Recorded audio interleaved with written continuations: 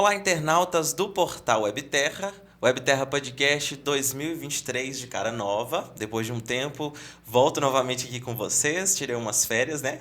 E o Webterra agora de cara nova, hoje com uma convidada especial, doutora Karine Maia, da Delegacia Especializada de Atendimento à Mulher em Montes Claros. Hoje nós vamos falar sobre feminicídio na região aqui, né, de Montes Claros, e também sobre violência doméstica. Tudo bem, doutora Karine? Tudo bem, Maurício. Bom dia a todos. Muito obrigada pelo convite. Estou à disposição. Nós que agradecemos aqui pela sua presença para falar de um tema tão delicado, mas que também é necessário, né? Que anda acontecendo aí no Brasil, em Minas Gerais e também aqui na nossa região. Mas antes disso, gente, nós vamos conhecer um pouco de quem é a delegada doutora Karine. Muitos de vocês provavelmente já ouviram falar dela, mas para quem ainda não ouviu, ela vai contar um pouco, né, sobre a vida dela, de quando ela entrou na polícia, como é, né, trabalhar com esses casos. Pode ficar à vontade, tá? É com você. Então, Maurício, eu iniciei minha carreira já há 20 anos e me formei aqui em Montes Claros, sou daqui, me formei na Unimontes e fui estudar para concurso. E interessante porque no início eu não pensava em ser delegada. Eu tentava concurso para promotoria, né, para o Ministério Público, porque eu achava que delegada era uma carreira que não tinha, que poderia comprometer a minha feminilidade. Falei para você ver como que essa questão do machismo, do patriarcado é enraizado, né, gente, né? Enraizado. Então, eu tive uma dificuldade no início de querer fazer o concurso para delegada. Eu fiz para o Ministério Público, passei para 2 segundas etapas, São Paulo e Minas, e estava avançando muito nos meus estudos. Com 1 ano de estudo, eu já tinha passado em 2 segundas etapas. Eu resolvi fazer para delegado, incentivada por um colega. E aí fiquei em 6º lugar geral na primeira etapa e fui passando muito bem classificada nas demais etapas. Certo. Acabei sendo aprovada no concurso, apesar de que eu conto essa história sempre que no meu psicotécnico, hoje em dia não acontece isso mais, mas na época ocorreu isso, tive o psicotécnico e saí do psicotécnico achando que eu tinha ido super bem e tal, na entrevista eu já tinha passado muito bem classificada nas outras etapas. No teste físico eu estava lesionada mesmo sem eu conseguir correr e passar.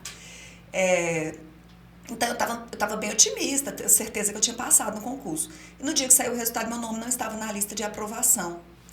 E a psicóloga lá, eu tive uma entrevista de devolução para entender por que eu estava tão bem classificada e não tinha passado. Me informaram que eu tinha sido reprovada no psicotécnico.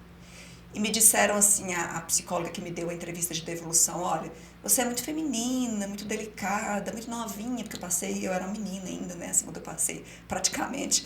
Eu nunca tinha trabalhado, não tinha muita experiência. Sim.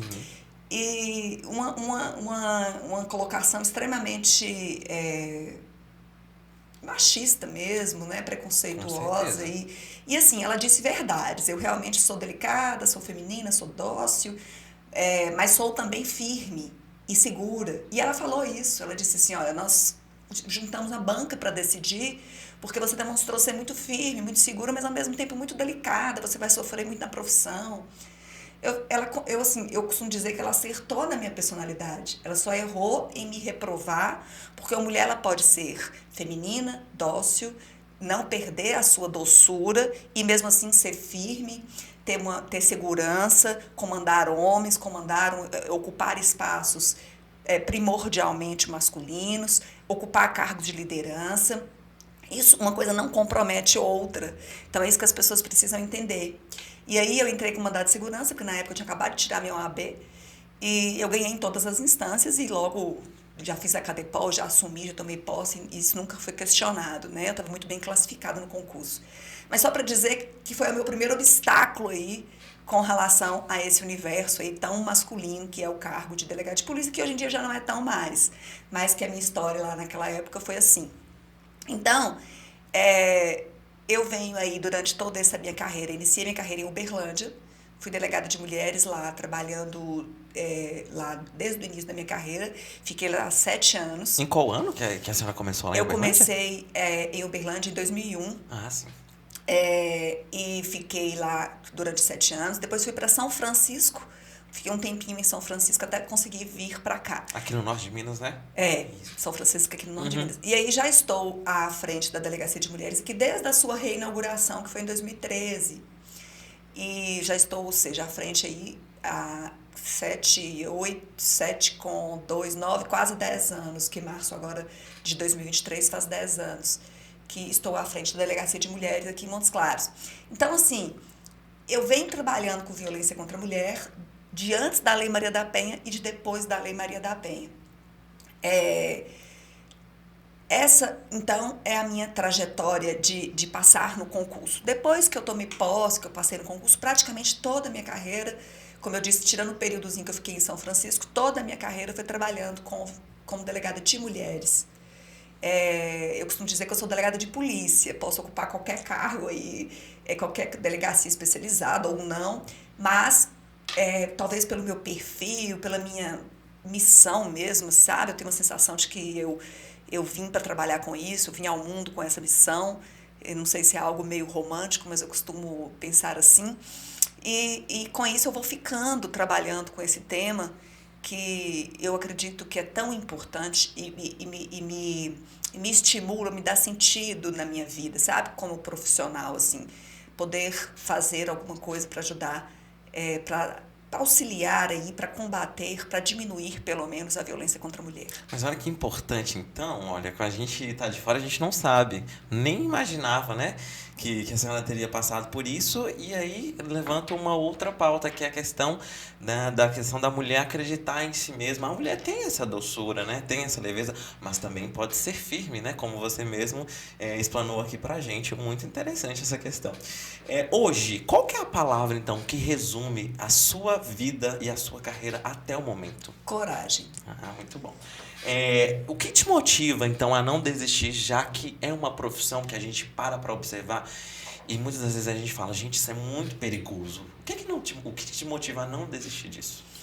Olha, eu tenho um jeito de viver que aprendi aí com minha mãe, nós somos uma família de muitas mulheres, são cinco irmãs, sem nenhum homem. Sim. Então a gente aprende assim umas com as outras a olhar sempre o que é positivo das coisas. A gente dá mais valor, a gente coloca mais foco no que é positivo. Então, a questão do perigo, eu nunca foquei nisso. E já tenho 20 anos de carreira e nunca passei por nenhum tipo de dificuldade com relação a questões perigosas. Nunca sofri ameaças concretas, nunca tive algo que realmente tenha me colocado em situação de perigo. Mas sim, uma carreira perigosa. Mas eu costumo dizer que, se eu fosse juíza, se eu fosse promotora, eu estaria também correndo riscos. Com certeza. Então, assim, dentro dessa minha área, que era concursos públicos, nessa área de trabalhar com direito penal que eu amo, qualquer área, se eu fosse uma advogada criminalista, qualquer dessas áreas seriam perigosas. Então, eu não foco nisso. Eu foco, o que me dá imenso prazer é uma profissão, o cargo de delegado de polícia é uma profissão deliciosa, apesar de ser difícil. Mas eu não vim nessa vida para ficar com... Eu acho que a gente tem que buscar coisas difíceis mesmo, desafiantes. Eu gosto de ser desafiada. Nada é fácil, né? Nada é fácil. Isso. Todas as carreiras têm suas dificuldades. Isso. E tem perfil. Então, eu costumo dizer assim, as pessoas às vezes olham, admiram, mas não tem o perfil. Ok. Tem que ter o perfil, realmente, porque é uma carreira diferente. É uma carreira que você chega para trabalhar hoje tranquilamente, daqui a pouco você tem que atender uma mulher que levou 3 tiros no rosto, igual eu atendi esses dias, né, que foi um feminicídio tentado que nós tivemos aqui, uma criança que acabou de ser estuprada, toda machucada, um caso gravíssimo de um foragido que a gente precisa encontrar e precisa ir para o serviço de inteligência buscar ajuda e precisa representar para o juiz. Outro dia tá ali aquela calma, mas uma calma assim, que você vai tratar de trabalhar ali no inquérito, que tem situações absurdas também, pai estuprando filha, mãe colocando filha para se prostituir. Então, assim, é uma carreira que ela te permite não ficar ali na mesmice. Ela te dá a possibilidade de fazer algo concreto para ajudar pessoas. Ela te dá a possibilidade de ser o primeiro guardião do que é correto, do que é justo, porque o delegado de polícia é o primeiro que depara, o primeiro operador do direito, é o primeiro dentre as carreiras jurídicas. O delegado de polícia é o primeiro que se depara com o fato, é o primeiro que vai analisar os direitos daquele cidadão que está sendo preso, daquela vítima, é o primeiro guardião ali, então, daquela situação, né? Então, é uma carreira muito interessante, muito instigante, eu costumo dizer. Todo mundo gosta de jogar aquele jogo de descobrir quem é, de investigação, né? Que me falhou o nome aqui agora do jogo, de investigar crimes e tal. E é isso que nós fazemos. Então, assim, ainda que seja algo sério e que nos abala emocionalmente muitas vezes, eu confesso que sim. É isso que eu ia entrar agora na pauta. Com certeza, muitos casos acaba que deixa o psicológico, né, muito abalado, porque são coisas delicadas, como você acabou de dizer, em questões de estupros, né, de violências aí contra a mulher, de feminicídios tentados, ou aqueles que são consumados também, né? Hoje, teria um medo ou não? Eu realmente Tem um medo na sua vida? Me definir assim com a palavra coragem. Eu tenho medos. Uhum. Tenho muitos medos. Os medos só não me paralisam. Uhum. Eu sou atenta aos sinais que a vida me dá. Porque a vida ela é pedagógica. Ela o tempo todo nos dá sinais que a gente precisa estar conscientes deles, aprender com os erros. Então, eu sou bem atenta a todos os sinais. Inclusive, quando surge um medo. Só que a gente precisa ter autoconhecimento suficiente para saber quando aquele medo é real e você precisa realmente respeitar aquela situação, ou quando é só algo fantasioso, algo que você tá exacerbando, então você precisa enfrentar. Então, os medos, eles não me paralisam quando eu preciso ir adiante. Essa que é a questão. Então, eu não sofro com essa questão. Lógico que sim, os medos existem, mas a gente, com a maturidade, com o tempo, a gente vai sabendo decifrar o que é realmente que precisa ser levado em consideração. Então, para a gente finalizar esse bate-bola sobre a sua vida, para a gente entrar no assunto do feminicídio, para finalizar, então, uma alegria. Quando eu consigo, por exemplo, devolver uma filha para a mãe que tinha sido sequestrada pelo pai, que aconteceu na delegacia semana passada, todo mundo da delegacia ficou muito emocionado. Foi um caso, eu acompanhei esse caso, gente. Foi um caso eu falo assim que a mídia não divulgou tanto, porque infelizmente a gente ainda tem aquela cultura de divulgar sempre mais a desgraça, né? Se ele tivesse matado a menina, se ele tivesse feito um mal maior para a menina, teria sido muito mais divulgado, mas foi um final feliz. Foi. E a gente conseguiu recuperar essa menina que tinha sido sequestrada, e não que o pai estava judiando dela, mas tirou a menina da mãe e sumiu com a menina da mãe, a menina que tinha acabado, tinha 2 meses que a menina tinha desmamado. Arranca um pedaço, né, da mãe. E assim, foi para lugar incerto, porque a mãe trouxe, separou do pai e veio para Montes Claros, mas falou onde tinha, ele vinha visitar, a menina ligava para o pai, e aí não, ele sumiu com a menina e não deixava a mãe ter o contato com a filha. Então, a alegria é a sensação da missão cumprida, do dever cumprido. Eu falo pro pessoal que trabalha comigo, com a equipe lá nossa, que é o melhor salário. Não tem salário melhor do que você chegar ao final, conseguir cumprir a sua missão. A vida espera da gente sempre que a gente faça o nosso melhor. Isso não quer dizer ser perfeito, conseguir todos os resultados impecáveis, mas cada um dá de si o que pode dar de melhor. Você vai fazer algo, você vai dizer, deixa eu caprichar nisso aqui, deixa eu fazer um esforço a mais para isso aqui dar certo. Então, eu faço isso em todos os aspectos da minha vida.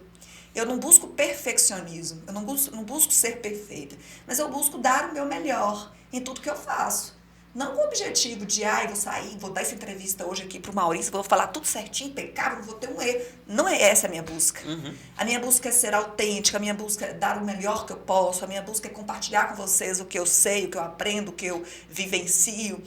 Então, é sempre nesse sentido. Eu acho, com relação a gente começou a falar e a gente não terminou, você falou de alegrias.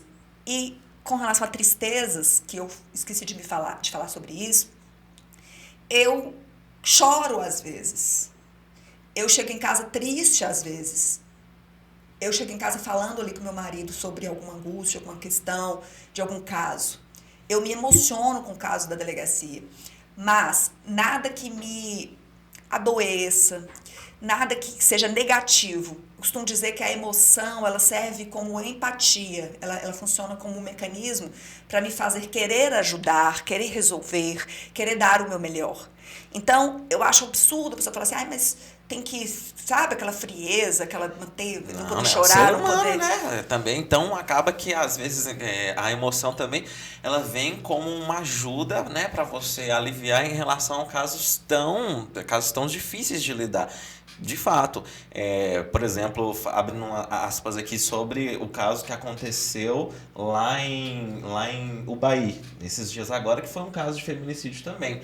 Né? Já teve colega da imprensa aí que foi relatar a notícia, né, num veículo de comunicação, que não vem agora a questão, e recebeu crítica porque deu uma fala emocionada. Gente, você é um ser humano. Eu acho lindo, inclusive. Inclusive...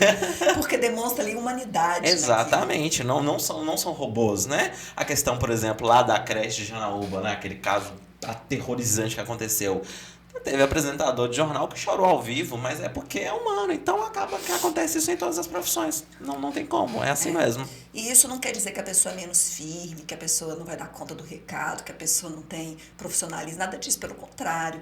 Eu acho que a humanidade, a vulnerabilidade, expor as vulnerabilidades é só para quem tem muita coragem. Com certeza. Então, uma história aí de vida muito bonita da doutora Karine. Agora nós vamos então entrar no assunto de feminicídio e violência doméstica. É preocupante, né, gente? É um assunto delicado, como eu disse no início, mas que é necessário ser abordado. Aconteceu alguns aqui ano passado na cidade de Montes Claros e também no norte de Minas, que acabou chocando a todos, né? Como eu acabei de comentar para vocês, o último caso aí na cidade de Ubaí, que foi um caso, assim, aterrorizante. Mas vamos lá, então. Doutora Karine, o que é o feminicídio para as pessoas, então, entenderem o X da questão? Então, é muito importante que as pessoas consigam diferenciar feminicídio. O feminicídio, na verdade, ele é um homicídio qualificado. Ele não é um crime novo. Ele é apenas uma qualificadora do homicídio, ou seja, a pena do homicídio fica mais grave. Passa a ser pena de até 30 anos. Então, o que acontece? Nós não tivemos um crime novo. Essa nomenclatura foi apenas para chamar a atenção para uma questão que é grave, porque a gente sabe que existe mulher que mata homem, existe, mas nós temos estatísticas de muito mais homens matando mulheres. E nós temos um elevado índice de violência doméstica, que é a causa principal do feminicídio. O feminicídio, portanto, é uma qualificadora que diz o seguinte: matar mulher por razões da condição do sexo feminino. É um homicídio que tem uma pena maior, qualificado, por razões da condição do sexo feminino. E o próprio artigo do Código Penal explica o que são as razões da condição do sexo feminino, que é quando foi praticado no âmbito familiar doméstico, sim, ou quando matou aquela mulher por menosprezo à condição dela ser mulher, ainda que fora desse âmbito doméstico ou familiar.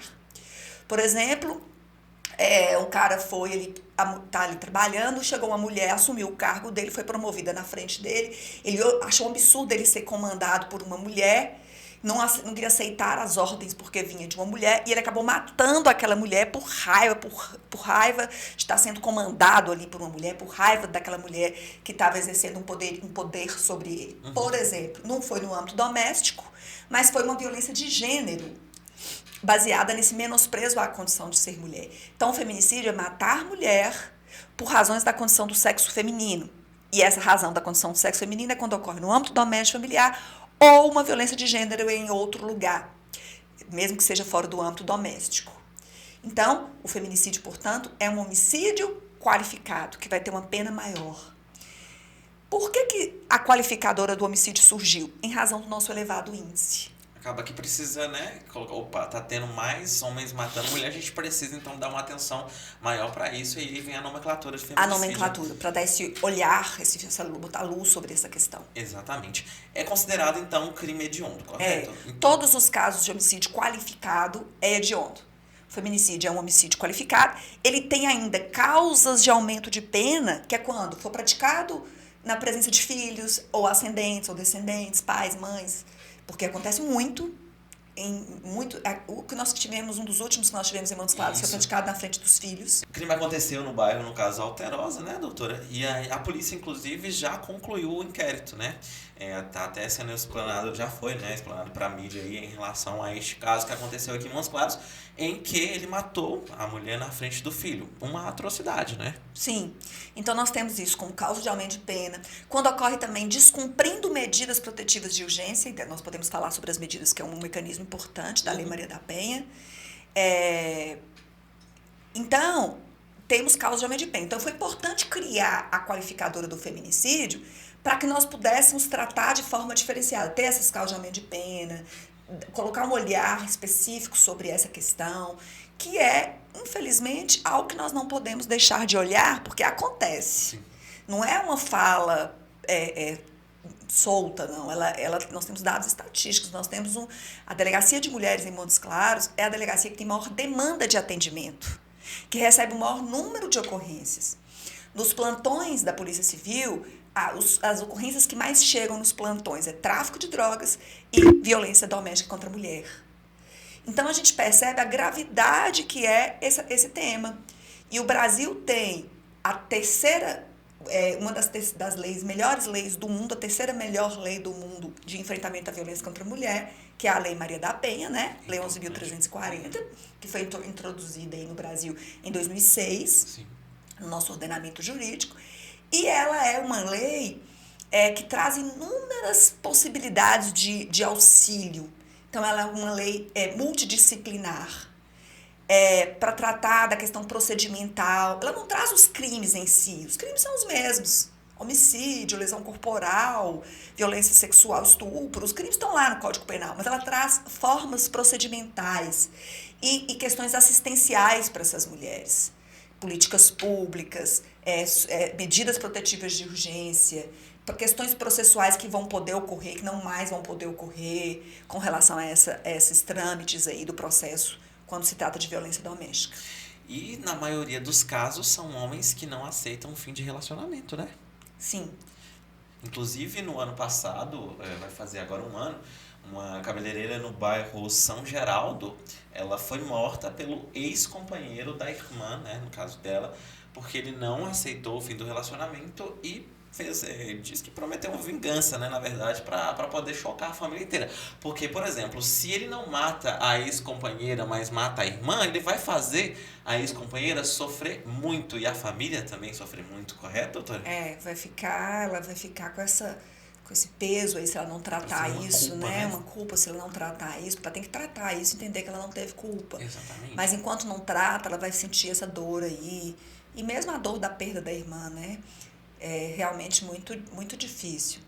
E aí, a gente tem que pensar que essas vítimas, essas mulheres que acabam chegando nesse ponto em relacionamentos difíceis, elas precisam de apoio psicológico. Com certeza, é importantíssimo. Todo mundo precisa, sabe, Maurício? Eu costumo dizer que eu conto para os meus alunos, conto nas palestras que eu dou, que quando eu recebi meu primeiro salário para delegada, eu era muito novinha, e eu não podia trabalhar, estava louca para receber meu primeiro salário, né? E aí, quando eu recebi meu primeiro salário, eu não queria comprar carro novo, eu não queria comprar roupa, eu só queria ter dinheiro para pagar a terapia. Assim, um bom terapeuta, sabe? Assim, que eu pudesse pagar toda semana a sessão. E eu fiquei muito tempo fazendo terapia, ainda faço sempre que volta e meia eu volto para terapia, porque todo mundo precisa fazer terapia. Seja um processo terapêutico com analista, ou outras formas terapêuticas, mas a pessoa precisa passar pelo processo de autoconhecimento, para ela saber por que ela se submete a uma relação violenta. Por que ela não enxerga? Por que ela naturaliza? Por que ela acha normal ficar numa relação em que ela é maltratada? Que pode acabar em um feminicídio. Ou pode acabar em um câncer. Porque nem sempre a mulher é matada, né? Nem sempre o homem matou, mas ela morreu ali de vida ruim. De adquirir uma doença, de tanta vida ruim, de viver uma vida sem alegrias, baseada no medo. Porque medo coragem, não teve coragem. Isso, exatamente. E aí a gente entende, quando a gente fala que muitas mulheres faltam coragem, a gente entende o que garra para as mulheres, né? Uma vida inteira de um histórico de que a mulher é uma pessoa mais frágil, de que a mulher não dá conta, de que a mulher solteira, sozinha, que não casou, ela não tem o mesmo valor. Todos esses paradigmas que precisam ser quebrados. Porque eu sou uma defensora da família, sou uma defensora do casamento. Eu acho que eu sou uma defensora das relações sólidas e não líquidas. E defendo tudo isso, mas não a qualquer custo. Essas questões precisam ser construídas com qualidade. Você precisa aprender a escolher. A gente vai escolher errado, corrige a rota, faz a escolha certa. Tenta de novo e tenta de novo. E vai passar por dificuldades, por momentos difíceis? Passe por momentos difíceis. Mas é melhor do que passar uma vida inteira numa relação doentia, patológica, trazendo inúmeros transtornos, dificuldade para os filhos. Então, é possível salvar aquele casamento se ambos quiserem. Aquela relação, se ambos quiserem. Um só querendo não salva. Então, tudo isso é preciso ser conversado. Isso. A violência doméstica, no caso, ela vem aí como o principal, né, fator em relação ao feminicídio. Quando a senhora diz que muitas mulheres não têm coragem, aí, no caso de fazer essa denúncia, na maioria das vezes, é um fator preocupante, inclusive, a gente se questiona o tempo todo, mas por que essa mulher não falou isso antes? Por que ela não teve coragem de chegar para um ente próximo, ou seja, ou a mãe dela mesmo, ou um irmão, ou alguém bem próximo, e compartilhou, pediu ajuda? Isso é um fator preocupante? Na sua opinião, no caso assim, a violência doméstica como um dos principais fatores. Hoje, na sua opinião, tem mais mulheres que têm, no caso, esse medo de fazer essa denúncia? Ou hoje teve uma evolução e elas estão conseguindo chegar até a delegacia e fazer a denúncia, que é o mais importante? Você fez uma pergunta muito interessante, que era que eu estava com mais vontade de falar. Hoje em dia, as pessoas me perguntam muito, né? A violência contra a mulher aumentou? Eu tenho algumas considerações a fazer. Uma respondendo já a sua pergunta. As mulheres hoje procuram mais a delegacia para denunciar. As mulheres hoje contam mais, denunciam mais, se separam mais, tomam mais atitudes. O que acontece são duas coisas que eu empiricamente percebo. Como eu costumo dizer, eu não olho isso em livros, eu não olho isso em números, eu analiso isso no meu dia a dia, no meu cotidiano de muitos anos trabalhando com mulheres diuturnamente sofrendo violência doméstica. Então eu vou fazendo as minhas análises e eu acho que talvez seja algo talvez até mais importante do que está nos livros, porque a gente acaba pegando ali no dia a dia e sensibilizando e sentindo a convivência e percebendo ali. Então qual é a conclusão que eu vou chegando, assim, vou analisando? As mulheres hoje denunciam mais. Com isso, nós temos um aumento de números. Aumento de boletins de ocorrência, aumento de mulheres na delegacia, aumento de medidas protetivas. Mas nós não temos ainda uma estrutura adequada da Lei Maria da Penha. A Lei Maria da Penha oferece, mas não temos políticas públicas para cumprir o que prevê a Lei Maria da Penha, com essa estrutura que a gente tem no nosso país, que garanta às mulheres avançarem, ficarem fortes, se manterem naquela denúncia. Então, o que acontece? A maioria, ou grande parte, retira, se retrata, volta atrás, dá mais uma chance àquele homem, não continua com o processo, não continua com o procedimento. Por quê? Porque ela não teve um apoio, porque a gente tem que pensar nas mulheres que não têm condições, que não têm instrução, que não têm a condição financeira. Porque as que têm, podem ali procurar um psicólogo, pode procurar uma ajuda, pode fazer um tratamento terapêutico, pode procurar um bom psiquiatra, tomar um bom remédio, ter todo um suporte. Muitas vezes família também. E essas outras pessoas que não têm, que têm um lar desestruturado, que vivem ali na pobreza, que não têm condições de pagar um psicólogo, nós não temos políticas públicas para dar suporte para essas mulheres. Que seria muito importante, né? Que seria o que faria com que a mulher se empoderasse no sentido de ganhar força, de autoconfiança, para romper na vida sem aquele homem que estava ali causando todo o sofrimento. Ela acaba voltando, ela acaba dando a segunda chance, ela não tem independência financeira. Então, a gente precisava do Estado aí, ou quem fizesse às vezes, apoiando essas mulheres para que elas não voltassem para essa relação. Outra questão que gera impunidade é a lentidão, a falta de estrutura, tanto da polícia quanto do judiciário, que não consegue dar uma resposta rápida para essas mulheres, e aí elas desestimulam Aí eu denunciei, mas até hoje não teve um resultado. Aí o cara vai rir da cara dela, né? Desanimadas, né? E aí para nós que trabalhamos na área, é muito frustrante também. Com certeza. Porque a gente queria dar mais resultado. O retorno deveria ser bem mais rápido, né? E a gente não consegue. Para as mulheres que estão nos assistindo aí, quais são os principais sinais aí, no caso, de uma violência, no caso, doméstica? Né? A mulher, pode ser que ela tenha briga dentro de casa com o marido e acha que não está correndo risco e aquilo pode se agravar. Para a mulher, quais são os principais sinais assim, que ela tem que ficar atenta para não deixar acontecer o pior no futuro? Olha, as mulheres toleram demais muita coisa. Então, os xingamentos, as ofensas, a forma de falar, a grosseria, o cerceamento da liberdade, tudo isso é sinais de uma relação violenta que pode aumentar o grau se a mulher não se posicionar. Porque você já viu falar aquele ditado que o pessoal deve conhecer aí, lagartixa sabe onde bate a cabeça? Com certeza. Então é assim, as pessoas difíceis, quando você lida com uma pessoa difícil, aquela pessoa pode mudar se você não aceitar o que ela quer fazer com você. Agora, se a pessoa é difícil e você vai aceitando, ele vai só ficar cada dia mais difícil. Ele vai virar um monstro, entre aspas, maior. Então, você precisa se posicionar. Esse tipo de relacionamento não dá pra mim.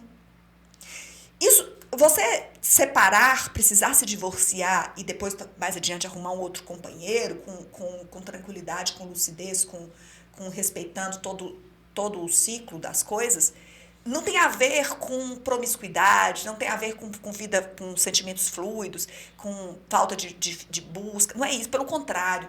É você estar buscando a felicidade. É você estar buscando, se reinventando, buscando. A vida não é uma coisa só, uma pessoa só, uma situação só.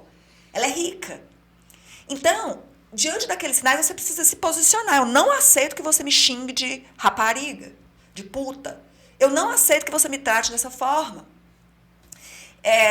Deu um empurrão, eu não aceito isso. Falou uma vez firme, não houve uma mudança de comportamento, não pode ali continuar naquela relação. Talvez até uma primeira situação já seja motivo de separar, dependendo da situação. O que você não pode permitir, e tem que falar isso com tranquilidade e firmeza, não é fazendo escândalo também, quebrando, batendo, avançando, não é nada disso. É falar com firmeza, não aceitar mais e tomar as providências. Porque se não falar, acaba que dá combustível, né? Sim. E aí ele continua como... Ele continua. E se você também falar e for pra briga, for pra confusão, e bater em confusão, a não ser que você precisar se defender, é claro. Sim. Mas se você também for viver os dois naquele embate, naquela briga, dá combustível também. Então é você sair disso, o único caminho. Mas se eu sair, se eu separar, eu vou ter que morar na casa da minha mãe. Ai, meu Deus, diminuir, vai ter que me pagar pensão, eu não tô trabalhando. Gente, eu costumo dizer isso, as mulheres não podem se vitimizar. Não mesmo. Na verdade, o que acontece? A mulher tem que lembrar que ela não nasceu dentro daquele lar com aquele homem. Ela nasceu, viveu com os pais e depois ela foi pra lá. E não se preocupar com essas questões de eu vou ter que pagar isso, eu tenho que voltar pra casa da minha mãe. A casa da sua mãe provavelmente é o lar mais seguro que você vai encontrar. É uma fase também. É uma fase, você tem que estar sempre lembrando que a dignidade de você conseguir andar com suas próprias pernas. As pessoas me perguntam, falam comigo que eu sou muito segura, que eu sou muito autoconfiante, porque eu construí a minha autoconfiança. Eu já fui insegura, eu já tive baixa autoestima. E não quer dizer que eu sou o tempo todo seguro e autoconfiante, não. Mas eu construo a minha autoconfiança, porque eu me capacito, eu enfrento as coisas, eu não tenho medo de passar por dificuldades. Eu já me divorciei, tive que baixar o padrão de vida. E casei novamente depois de ter feito muita terapia, de ter ficado só, de ter a coragem de ficar só. Então, assim, é preciso enfrentar as situações quando for necessário. É muito bom ter um companheiro, ter um marido, ter um namorado, viver, mas desde que isso for para somar na sua vida, se for para diminuir, se for para retirar, se for para subtrair, qual o sentido? A vida é uma só. Então, a pessoa às vezes não tem uma autoestima baixa porque veio de um lar violento, mas é possível você construir uma nova história para a sua vida, para que aí adiante seus filhos vivam de forma mais saudável e as suas gerações posteriores forem construindo algo melhor. Então, para esses monstros que cometem esses crimes, né, no caso como o feminicídio aí, existe uma pena. Qual que é essa pena? Só pra gente então ficar ciente. Ela varia? Como que funciona? Vai depender muito, por exemplo, da quantidade de qualificadores. Se for só feminicídio, que é matar a mulher pela condição dela ser mulher, a pena de 12 a 30 anos. Agora, pode ser que naquele caso tenha outras qualificadoras. Por exemplo, deu várias facadas, meio cruel. Tem uma outra qualificadora que aumenta a pena. O feminicídio praticado na presença dos filhos. Tem uma causa de aumento de pena que aumenta a pena. Então, vai depender do caso concreto. Mas a pena para a qualificadora do feminicídio é de 12 a 30 anos, dependendo daquelas situações ali. E podendo ter ainda aumento em razão de outras qualificadoras que podem ocorrer, como eu disse. Como a gente falou aqui, né, para as mulheres procurar então a polícia em casos como esse, eu gostaria que a senhora dissesse quais são os canais de ajuda, né? Quais são os canais em que essas mulheres então podem buscar ajuda? Eu só quero falar uma coisinha que fiquei aqui com vontade de falar, Pode, antes de falar dos canais, para a gente poder, depois eu fico querendo ter falado isso.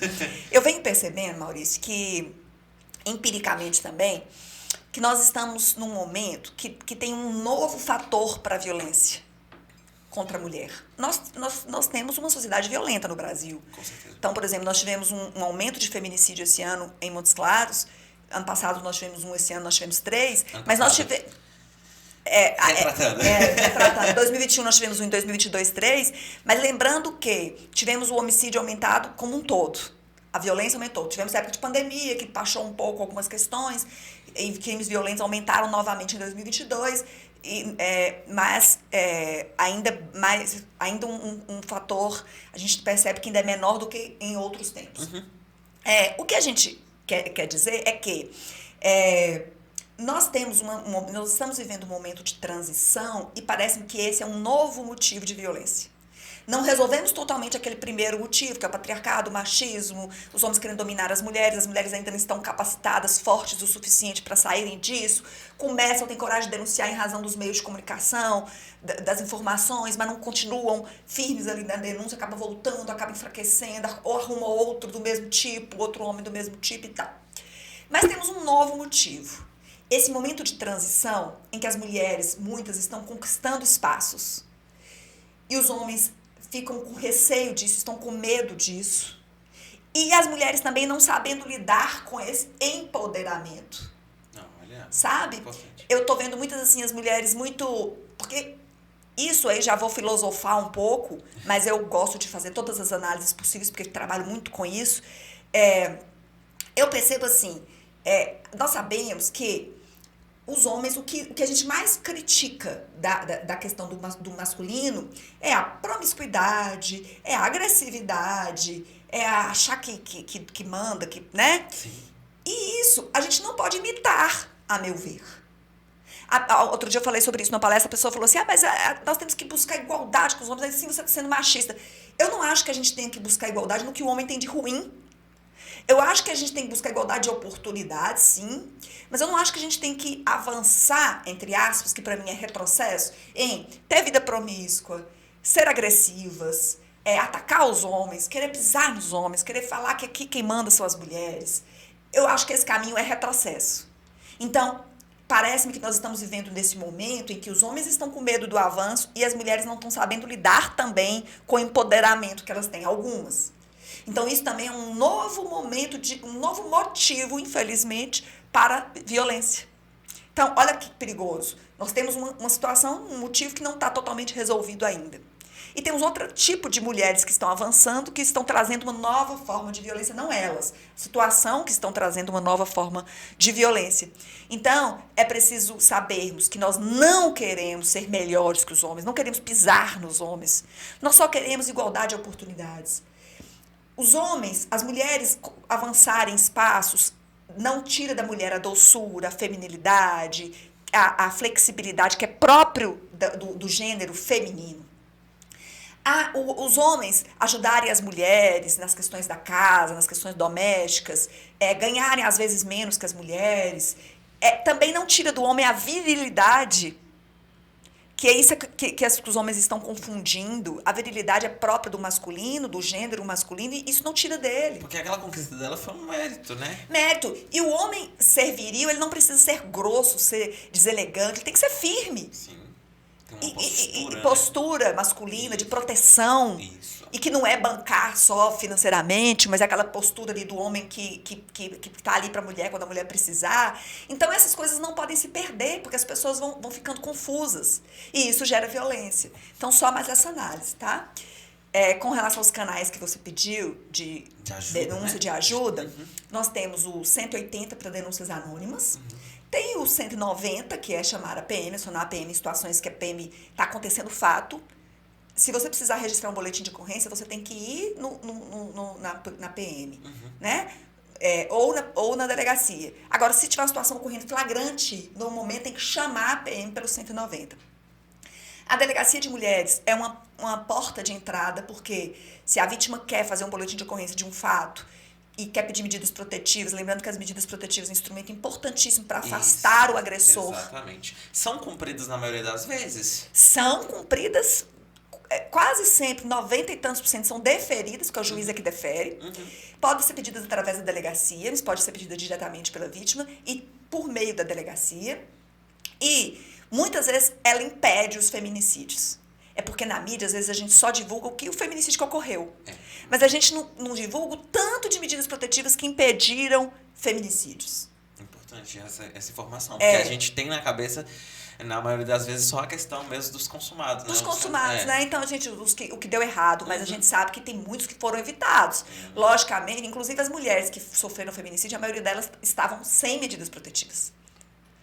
Então, a gente percebe que, lógico, vai ter um caso ou outro que mesmo tendo medida, ele vai descumprir? Vai, lógico que tem. Né? A gente sabe que a violência é algo intrínseco do ser humano. Ainda que a gente evolua, ainda vai existir violência. Mas a gente precisa ficar atentos ao que exacerba a violência, né? Então, a vítima pode ir direto na delegacia para fazer o boletim de ocorrência, pedir medidas. Não precisa ir na PM primeiro para depois ir lá. O boletim é feito lá. É uma forma que nós encontramos de acolher a mulher, dela não precisar, de ser mais fácil para ela procurar, porque já é um momento difícil. Qual que é o endereço da Delegacia da Mulher em Montes Claros? Rua Enor de Brito, 222, no térreo. A Delegacia de Mulheres ela tem uma entrada separada das demais. Sim. Justamente para preservar, né, essa questão da intimidade aí, que é tão difícil para as mulheres. É muito difícil a violência doméstica, porque você vai ali denunciar alguém que te trouxe, que é alguém que te deu filhos, alguém que você tem um afeto, um filho, um neto. Então, realmente, muito difícil. A gente, então, torce para que essas pessoas que já cometeram, né, esses crimes, de fato, cumpram a pena, né, que a polícia consiga chegar até eles. A gente torce também para que eles não aconteçam, né, para que diminua, para que as pessoas parem de vez de matar, no caso das mulheres, né. É importante, então, explanar sobre esse assunto. Eu gostaria muito de agradecer a presença aqui, então, da senhora delegada Karine Maia e falar para as mulheres, então, que tomem atitude, né? Tomem coragem de realizar essas denúncias, não permita que essas coisas aconteçam. E eu gostaria, então, para a gente finalizar, passar a palavra, então, agora para a delegada Karine novamente, para ela poder deixar uma mensagem, então, encorajando essas mulheres a denunciarem. A mensagem que eu deixo para as mulheres é sempre de coragem. É preciso buscar ajuda. A gente precisa usar todos os recursos que nós temos, de família, de amigos, de instituições públicas, o que for para nos capacitar, para nos melhorar, para a gente se tornar pessoas independentes. Com a independência, com o autoconhecimento, você tem coragem. Então, busca ajuda. Não importa se você vive uma vida, ainda que você seja uma pessoa que tem menos condições financeiras, você pode crescer, você pode se melhorar. E você, estando bem com sua autoestima, você não vai aceitar um relacionamento violento. Muito obrigado. Obrigado a todos também que acompanharam este episódio. O Webterra Podcast fica por aqui. Até o próximo.